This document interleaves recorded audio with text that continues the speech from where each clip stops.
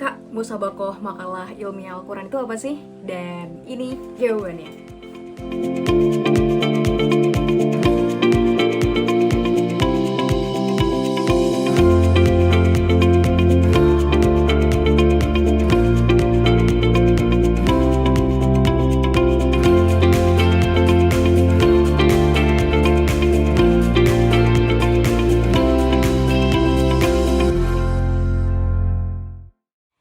Oke, hari ini aku akan cerita tentang apa itu musabakoh makalah ilmiah Al-Quran.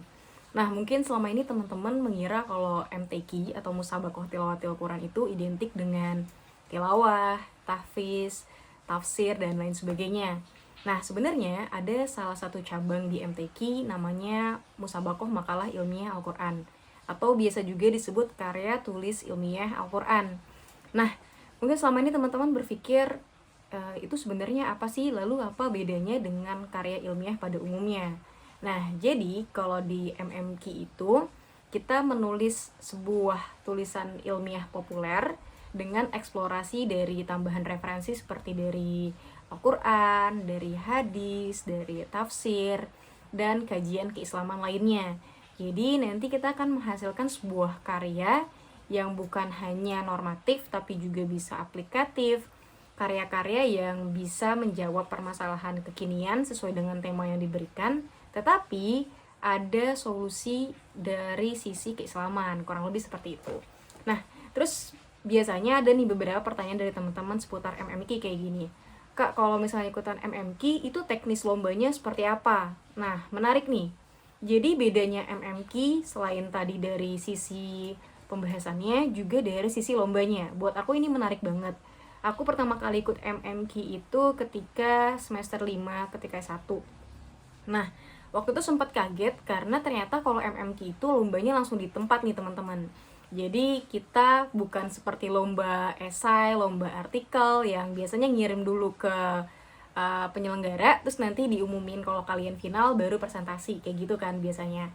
Nah, kalau MMQ ini menarik, karena apa? Karena kita itu menulis langsung di tempat dalam waktu 9 jam. Kebayang nggak? Jadi kita akan berada di satu ruangan, di depan kita ada laptop, dan kita akan menulis makalah ilmiah sesuai dengan tema yang diberikan dalam waktu 9 jam. Nah, kalau udah denger kayak gitu, biasanya muncul pertanyaan kayak gini.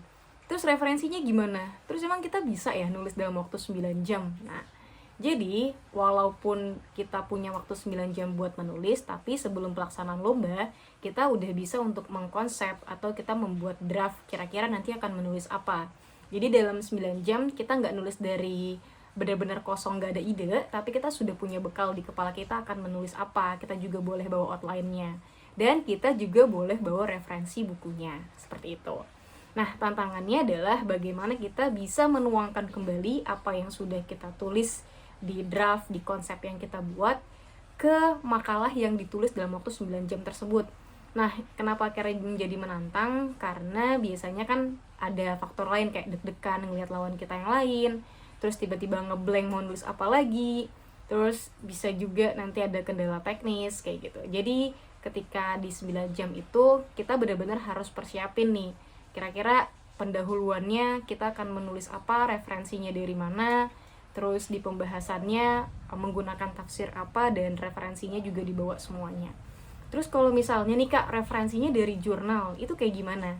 Nah, ini harus ditekankan ya teman-teman. Kita boleh mengambil referensi dari sumber digital, misalnya jurnalnya PDF, atau mungkin beritanya berita online. Tapi ketika di hari H, kita tidak boleh membawa dalam format digital. Artinya kalian nggak boleh bawa flash disk. Tapi boleh print, bolehnya tuh print out-nya. Jadi kalau kalian pakai referensi jurnal, silakan di print jurnalnya. Kalau kalian pakai referensi dari sumber berita online, juga di print beritanya, kayak gitu. Nah, terus aku juga sempat dapat pertanyaan seputar MMQ itu lebih ke arah kayak gini. Babak MMQ itu ada apa aja sih? Kan kalau misalnya lomba artikel ilmiah, biasanya nulis terus final 10 besar atau mungkin 6 besar, 3 besar, lalu presentasi.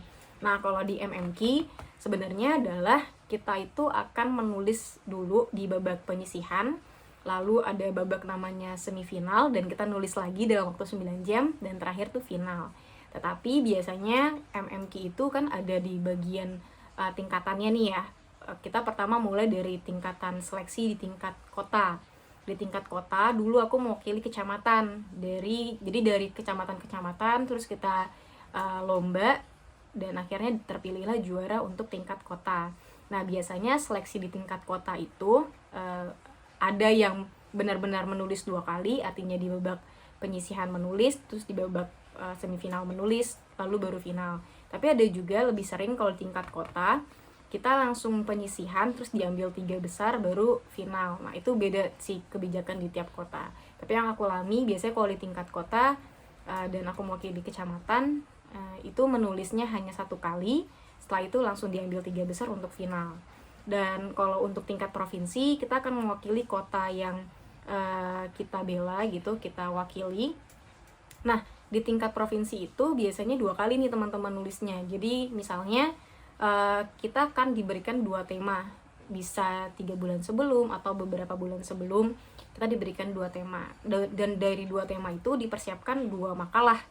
2 makalahnya harus siap, dan biasanya nanti di technical meeting akan dikasih tahu tuh, oke, tema buat penyisihan tema yang kedua misalnya, nanti buat semifinal baru tema pertama. Jadi kita harus siap dengan 2 tema tersebut.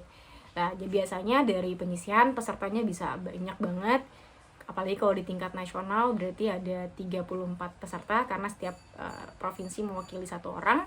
Jadi dari beberapa peserta nanti akan diambil 6 besar untuk semifinal, dan selanjutnya akan masuk ke babak final. Jadi dari peserta misalnya 34 misalnya berapa gitu, masuk ke semifinal ada 6 peserta, nanti dari 6 diambil lagi jadi 3 peserta untuk masuk ke tahapan presentasi.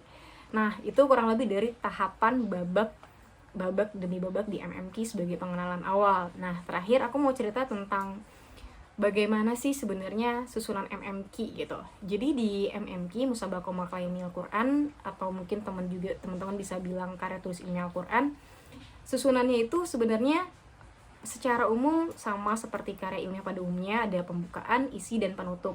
Yang membedakan adalah bagaimana kita membuka tulisan, bagaimana isinya, dan bagaimana penutupnya. Dan kurang lebih kita harus menulis sekitar 10-15 halaman termasuk daftar pustaka. Jadi jangan khawatir teman-teman, dalam 9 jam itu kalian gak harus menulis 20 lembar karena kita punya batasan halaman. MMQ itu 10-15 halaman.